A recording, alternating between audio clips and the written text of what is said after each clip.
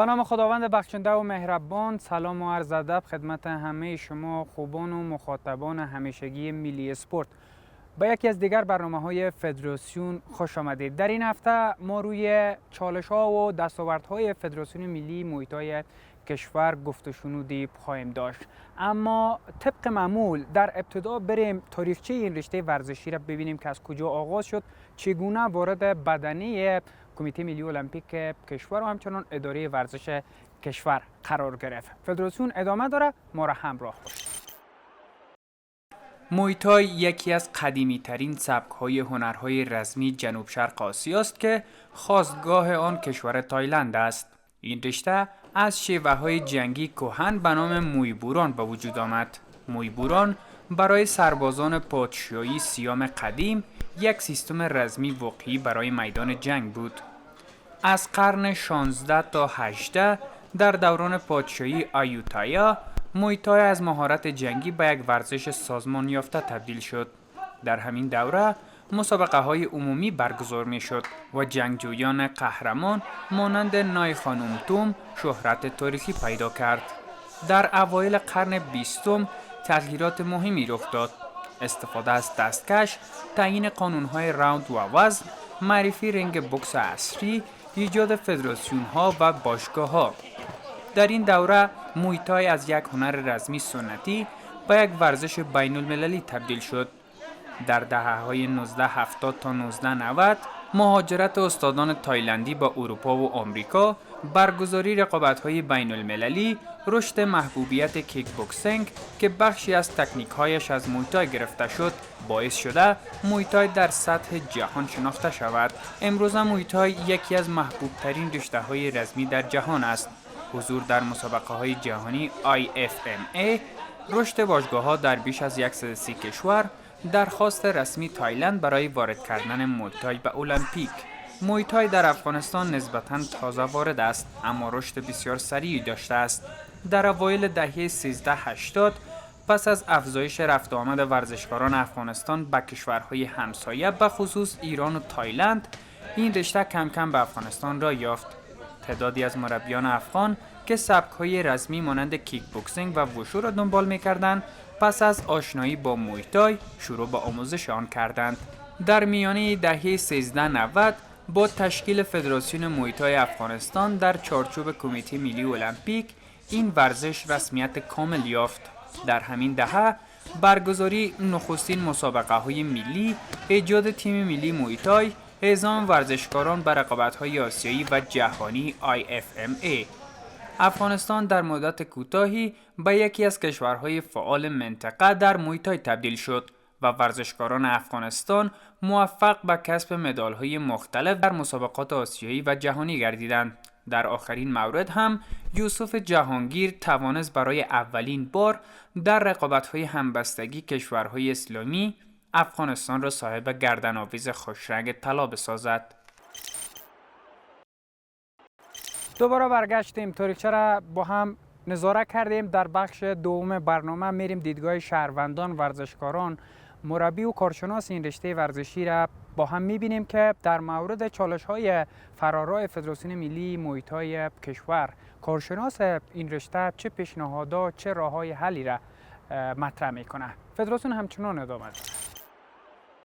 رشته موتای که است یک بسیار رشته منظم و رسمی است که ما میخوایم در رشته موتای مسابقه بدهیم او بسیار ورزش خوب است، رسمی است و در ولایت افغانستان کامیاب است. رشته بسیار رسمی است.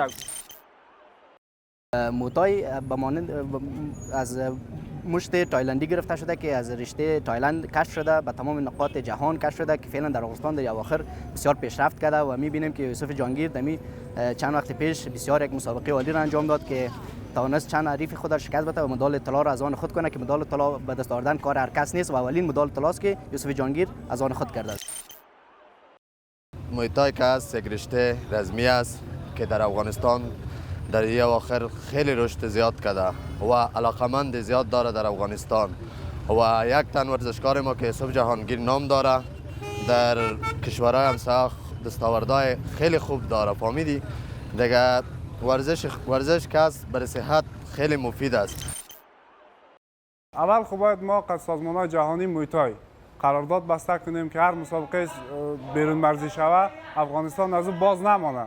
ما در طول 4 سال فقط یک سفر که حاجی صاحب محمد یوسف جهانگیر رفتند از اون مدال طلایش گرفتن، یعنی یک سفر داشتیم. این سفرها باید زیاد شود، این سفرها باید زیاد شود، بیش از حد شود تا بچه‌ای که پشت عضویت دوم تیم ملی دارن، سوم تیم ملی دارن، اینا فرصت پیدا کنه برای در مسابقه اشتراک کنه. خیر است اگر نتیجه نگرفت، اگر یک بار دو بار اونجا رفتن اشتراک کردن نتیجه خوب نگرفت، بار دیگه یعنی تو 2 سال 3 سال بعد از سال سوم چهارم حتما نتیجه خوب میگیره.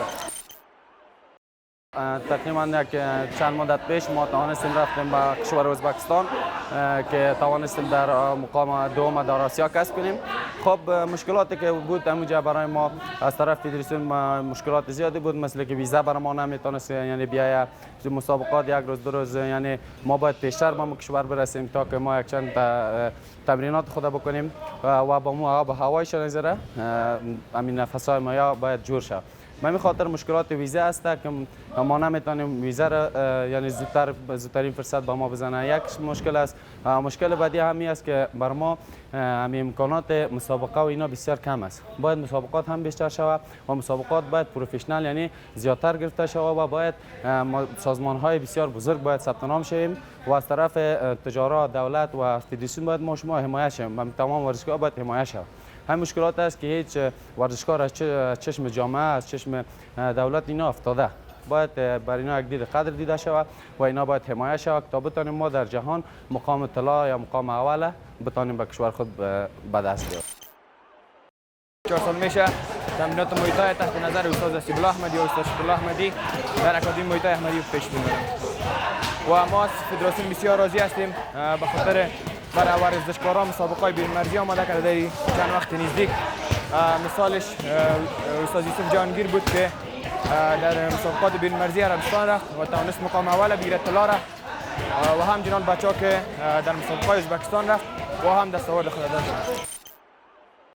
همین امکانات و تجهیزاتی که در خدمت ما قرار میشه و همین سفرهایی که میشه ما امکانات درست هم نداریم در افغانستان و تجهیزات درست هم نداریم. همین سفرها که میشه 80% سفرها دست ما میرن. سفرها مثلا میشه سازمان ما در ترکیه، در بحرین، در خیلی کشورها میشه ولی از افغانستان در اون کشور حضور نداره. کسایی که از بیرون از افغانستان به نام افغانستان میرن مسابقه میکنن ولی از خود افغانستان کسایی که تیم ملی موی افغانستان هستن در اون مسابقه را راه نمیزنن. مشکل از این مشکل خاص و مشکل عمده از این است که وضعیت اقتصادی ورزشکارای افغانستان خوب نیستن و بودجه از را نداره خودشون با مصرف و هزینه شخصی خود بره در خارج از کشور مسابقه کنن و ما دولت هم فدراسیون هم چندان کمکی نمیکنه برای ورزشکارا که بره در اون سازمان‌ها مسابقه کنن. باید همین کسایی که در تیم ملی موی تای افغانستان هست یا باید حمایت شود، سپورت شود تا بره در کشورهای دیگه با کشورهای دیگه رقابت کنه. ما تیم ملی ما روزانه تمرینات 2 تایم تمرینی داریم، برنامه تمرینی داریم که ورزشکارا از آمادگی بسیار خوبی برخوردار هستند و قهرمانای ما همیشه آماده از این هستند که در رویدادهای بیرونی اگر حمایت شوند از در رویداد بیرونی افتخار کسب کنند برای افغانستان. و ما چند وقت پیش هم شاهد از این بودیم، نمونهش یوسف جهانگیر کاپیتان تیم ملی موی تای افغانستان که با تمرینات فشرده که جریان داشتن توانستند که مدال طلا را برای مردم افغانستان کسب کنند و همچنان دیگر قهرمانای ما هم از آمادگی کامل برخوردار هستند که اگر بتوانند از کشورهای بیرون دعوت شوند و از اینجا حمایت شوند از طرف اداره ورزش که برند در سفرهای بیرونی و ما میتونیم ان شاء الله که مقامات خوبتری را کسب کنیم برای افغانستان. ما کلا تیم ملی ما در کاتگوری‌های جوانان و بزرگسالان کلا آمادگی خوبی دارند و تمرینات ما هم همیشه اساتید فدراسیون ملی موی تای افغانستان و تمام اساتید در قسمت سهم فعال دارند که در قسمت تشویق و ترغیب ورزشکارا همیشه آماده هستند. چالش‌های در هر فدراسیون هست، مخصوصا در شرایط سختی که فعلا ما شما در افغانستان قرار داریم. ورزشکارای ما تحت هر نوع چالش‌ها هستند. ما فقط یگانه راهی که در چالش‌های ما میتونی چالش‌ها رو سر راهش برداره فقط حمایت همین تجارای بزرگ است، همین دوستاست، همین ریاست عمومی تربیت بدنی نهایت کوشش خود میکنه و باز ما از دولت امارات اسلامی که زیادتر میخوایم که در رابطه به این فدراسیون ما که یک فدراسیون دستاوردهای همیشگی داشته، هیچ وقت در سفرها که رفته بدون دستاورد فدراسیون موی تای نبوده. پس ما هم از ریاست تربیت بدنی خواهش میکنیم که چالش‌ها از بین بره و امرای ما همکاری زیادتر داشته باشه، همکاری زیادتر داشته باشن و همچنان از تجارای ملی ما میخواهیم که یک همکاری بکنن به خاطر اسپانسرهایی که ما بعضی از مسابقات ما هسته بودجه دولتی نداریم، ما را همکاری کنن که ما بتونیم از این چالش‌های برنامه‌های بیرون مرزی بیرون شویم. برگشتیم دیدگاه شهروندان، ورزشکاران و کارشناس این رشته ورزشی را با هم دیدیم و در بخش اخیر برنامه تمام سوالای ورزشکاران، پیشنهادات که کارشناس این رشته ورزشی مطرح کرد با خود رئیس فدراسیون ملی محیط های کشور در میان خواهیم گذاشت. اما قبل از اون میریم بخشی از تمرینای ملی پوشان محیط های کشور را با هم میبینیم. ما را همراه باشید.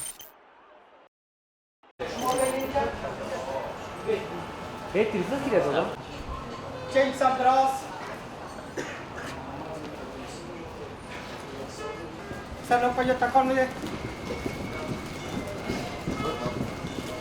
Hacer final sal por campo de los. Ay, do. Change una hacer por shuna. 2 6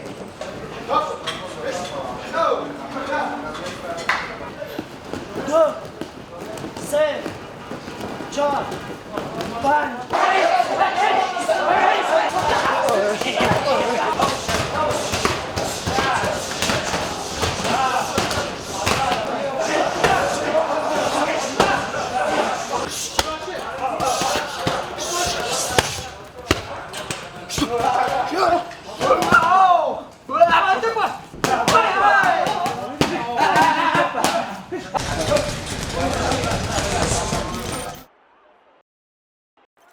برگشتیم. همچنان در حضور شما قرار داریم. همان گونه که در ابتدای برنامه گفتم، فدراسیون این هفته با آقای مطیع نوری رئیس فدراسیون ملی محیط های کشور خواهد بود. رئیس بسیار تشکر، ممنون از اینکه فرصت در اختیار ما قرار دادید. خیر است تلویزیون ملی چې مرسته برنامه ته ګډون کوي. سپاسگزار هستم.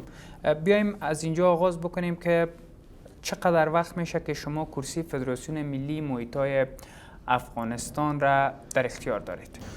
موږ خو دا زه خپله د محبران د رشتې مشر ولم چې هغه زما په لاس کې وله د 15 کالو څخه زما په لاس کې و، نو موږ یې نه پرېښولو پخوا په جمهوریت کې چې دلته به ما ډېر زور ووایي، موږ یې نه پرېښودو چې زموږ دا رشته را رسمي کړي.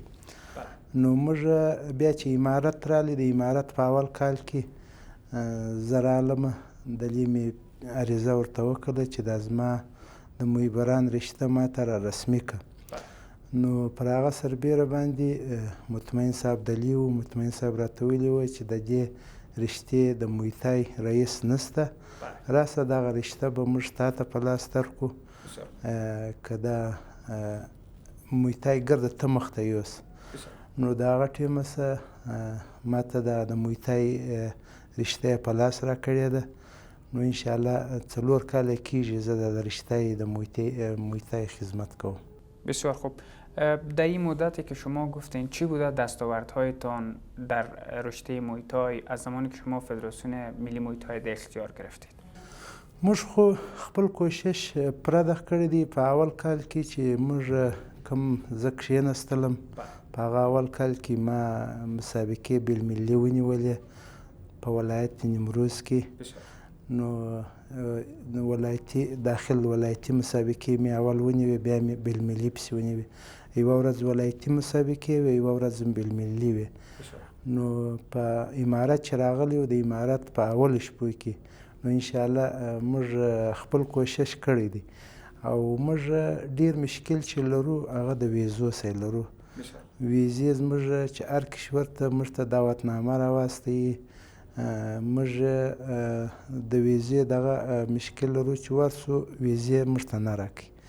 نو انشاءالله 6 کال چې دی، 6 کال موږ ټیمان، یو ازبکستان ته ولاړی، 11 نفري ټیم چې 10 میډالونه موږ راوړه، او یو ټیم یم 3 نفره اسلامی گیم ته ولاړی چې یو د طلا مډال مې راوړی د خیر. بسیار خوب. روی او دستاوردها صحبت میکنیم که در آخرین مورد یوسف جهانگیر از مسابقه کشورهای اسلامی مدال طلا و مدال ارزشمند را به نفع افغانستان به دست آورد. در حال حاضر فدراسیون ملی محیط های افغانستان در چند ولایت فعال است، نمایندگی داره؟ موږ چې خپل کوشش کړی دی فلحاله په 40 ولایتو کې 25 ولایتو کې موږ محیط های فعال لرو، نمایندګان لرو. هر ولایت کې موږ هر هفته مسابقې لرو، یوه ورځ په یوه ولایت کې، یوه ورځ په بل کې. دی ټیم راغلی دی چې په 10 ولایتو کې یوه ورځ مسابقې برگزار شوي دي. د خیر. بسیار خوب. یعنی در 25 ولایت شما نماینده دارین. بسیار خوب. از وضعیت محیط های ولایت ها بیرون از مرکز در جریان هستین، رقابت های چگونه رو اندازی میشه؟ انشاءالله موږ خپل کوشش د ګردو ولایتو سره پوره کوو او موږ حمایت یې کوو چې د دې کوم شی د ضرورت یې هغه موږ ورپوره کوو، میډالونه یې ضرورت یې، نور شیان یې ضرورت یې، موږ یې وردغه کوو. دا اوس ما یو دغه کړی دی، اعلان کړی دی چې موږ هر ولایت خپل انتخابي ونیسي او هغه د کابل شموله ګرد ولایتونه به په یوه ورځ باندې ګرده به انتخابي نیسي. نو دا ما په دې خاطر اوس ورته ویل چې ته انتخابي ونیسئ. موږ یو مسابقات بالمللي د خیره سره لرو چې هغه کوم الکوان چې ښه تمرین کوي هره ورځ حاضر وي، نو هغه د هر ولایت څخه ښه فایټران موږ راټولوو په دغه بالملي مسابقاتو کې انشاءالله چې هغه مسابقات دلې په مرکز په کابل کې نیسو د خیره سره او هغه به باره په دا مسابقو کې اشتراک. بسیار خوب. روی مسابقه انتخابی تیم ملی صحبت کردین که دستور دادین در ولایت ها 25 ولایتی که فعال است محیط های رقابت های به سطح ولایت خودشون را راهاندازی بکنن تا چهره های برتر شناسایی شود. آخری بار شما رقابت های تیم ملی انتخابی را چه زمانی برگزار کرده بودید؟ پروش کال موږ خپل انتخابي ولایت نیمروز کې ونیوه. نو موږ انتخابي چې ده هغه داسې انتخابي دی چې نه جنجال کې راغلی دی، نه د چا حق خوړل سوی دی.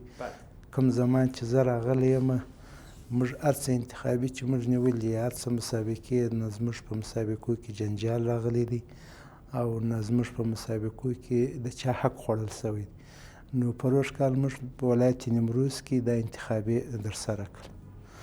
سال گذشته. او سال گذشته. بسیار خوب. در حال حاضر شما دقیق روی چه برنامه کار میکنید؟ چه زمانی رقابت‌های تیم ملی، رقابت‌های گزینشی تیم ملی رو اندازی میشه؟ به دلیل اینکه در 2-3 رویدادی که همین امسال رو اندازی شد در رشته محیط های، مثال زنده شما رقابت‌های کشورهای اسلامی را میتیم که یوسف جهانگیر توانست مدال طلا را به دست بیاره، علیرغم اینکه کاروان ورزش افغانستان تعدادش محدود بود و فکر کنم در رشته محیط های 2 یا 3 نفر اعزام شده بود. زموږ د محیط های اوله پیره چې وله 7 نفره انتخاب سوي وه چې 15 دانې فایټران وله او یو دانه مربي و، یو هم وایکرو وله. نو هغه موږ یو څه مشکلات لرو چې داخل په افغانستان کې زه رئیس یم او بیرون چې دی هغه پخوانی رئیس دی. نو هغه دا مشکلات موږ ته جوړوي په دا خاطر باندې چې زموږ نفر یې راکم کړ، له 4 نفر یې وایستل، را 3 نفر یې کړ او د خدای شکر کوو چې موږ په هغه 3 نفره کې موږ د طلا راوړه. هېچا هم په اسلامي ګیم کې په دا 40 کاله کې هر څه زورونه چې خلکو ولي وه چا طلا نه راوړه. موږ خپله که یوسف جهانگیر دی که نور دی موږ کوشش ډیر کړی دی، د ورزشکارانو سره زحمت مې پرکښلی دی، نور هم زحمت ورکاږو، نور ورزشکارانو سره هم کاږو. موږ دغه کوو چې هر وخت دی طلاوی افغانستان ته راوړو د خیر سره. بسیار خوب. یعنی مشکل از جناب شخص کسی که در بیرون است بود؟ او این مشکل که همین نفره را چیز کرده ای از مشکلی بیرون است. رئیس قدیمی که اینجا بوده و حالا ما چند دفعه واجنه گفتم که تو بیا اگر تو افغانستان میایی بیا ما خود استعفا میدم مشکل نداره تو بیا افغانستان تو کار کو خو ما او نمیه که نمیه به هر چیز زمانی امی مشکل بری ما پیدا میشه. شما صحبت کردین به اونا که روی چه مورد تعداد بازیکنان را کاهش داد از 7 نفر به 3 نفر ساخت؟ مش خو اول فیره و نفر مش تر د خکړی و خو بالا دا کوشش کوي چې غټ وزنونه دی دغه کې او پاغه کې وای غټ وزنو کې افغانستان نس کوي چې طلا راوي نتیجه نمیگیره و نتیجه نه ورکوي نو موږ د خدای شکر دی دا دغه کوي چې دا کشنی وزن خو ګرد طلا راوړي په دا غټ وزن کې دی طلا نشي راوړی هغه موږ ښکاره کړه ته چې موږ په غټ وزن کې هم طلا راوړی سو.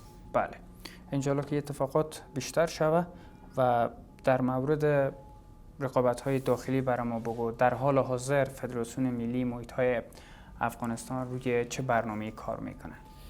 موږ خو اوس فعلا د برنامه یو داخلي دغه منتخبه په ګردو ولایتو کې ونیسو پر دې باندې کار دی او یو موږ په دا څو شپې کې انشاءالله یو سیمینار داوري او مربیګري داخل په کابل کې برگزاره کوو د خیر سره نو پر دې باندې موږ کار دی او د دغه سیمینار سره پورې چې نماینده ولایت راځي او نور دغه راځي موږ کوشش کوو یوه مسابقه بالملی پر دا باندې هم کار شروع دی.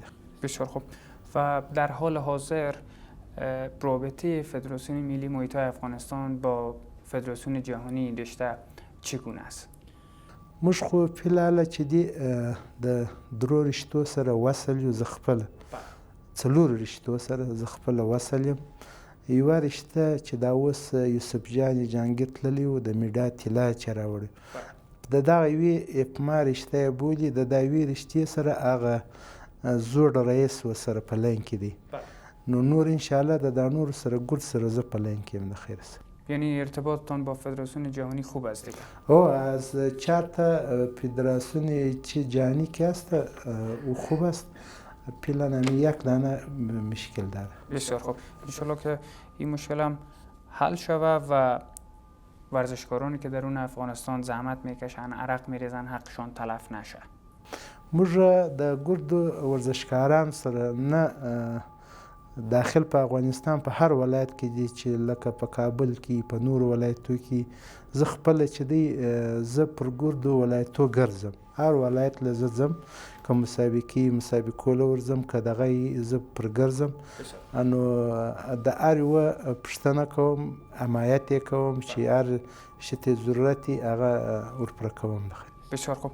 و کدام رویداد بیرون مرزی است که بازیکنان تیم ملی محیط های افغانستان برای اون مسابقات آمادگی بگیره؟ کدام رویداد نزدیک هست؟ په 2016 کال کې انشاءالله جهانی مسابقه است په تایلند کې نو موږ خپل کوشش اول د ویزې کو ولی په ویزې کې موږ ډیر دغه کړی دی چې نفر مې استولی دی ایران ته ویزې نه دي ورکړي برته راغلي دي دلې څو واره موږ دغه سوي نو موږ اول کوشش د خپلو ویزو کوو چې اول ویزې ورته ونیسو بیا انشاءالله نور کارونه مخ ته وړو چې په دا 2016 په تایلند کې مسابقې دي په هغه کې اشتراک وکړي. انشاءالله که بازیکنان ما حضور پیدا بکنن و دستاوردهای خوبی اتفاق بیفته و رقم بخوره. اگر کدام گفتنی باشه جناب رئیس صاحب دوربینای شبکه ملی سپورت در اختیارتان است.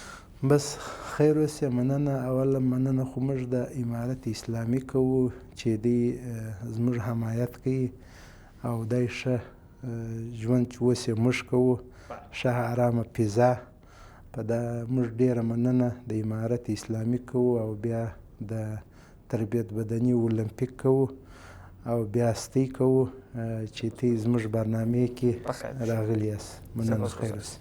از شما سپاسگزار هستم از اینکه بیننده برنامه فدراسیون از دریچه ملی سپورت هستید. تا برنامه‌های دیگر و فدراسیون دیگر شما را به خداوند منان و بی‌نیاز می‌سپارم. بیننده بقیه برنامه‌های ملی سپورت و ملی نیوز باشید.